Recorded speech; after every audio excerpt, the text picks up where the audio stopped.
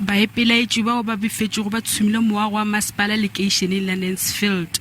Moragonyana ba tšwetše pele ka go senya seteshe se le noši sa ditirelo tša ditimamollo lefelong leo. Lori ya masepala le yona ile ya tshumiwa. Mawela o re moago wa masepala le seteshe sa boraditimamollo e be e le karolo ya dithuto tše dikgolo tša go aba ditirelo. O re o tlo tlhokega dimilione tša diranta go aga leswa mananeokgoparara ao a sentswego.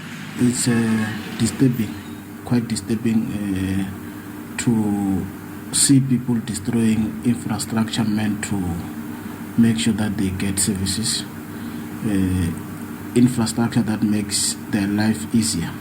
So when they are protesting for genuine issues like water, we do not expect the very same people to destroy other infrastructure that must make sure that they get the services of water, because the infrastructure of the building that was destroyed, that is a building where the township or location at Nancefield and other surrounding areas, they pay their services.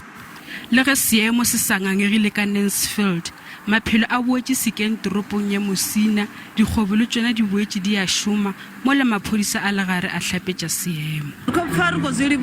E be go le boima ka ge a rekiša mmileng malekere go fepa balapa la gago, ebile o thabišitšwe ke gore seemo se kaonafetše. Batho e be ba se sa tla go ba rekela, bjalo kgwebo ile ya ema. Go sa le bjalo, masepala o kgonthišišitše gore go butše melato ye mmalwa ya go tshuma le tshenyo ya dithoto.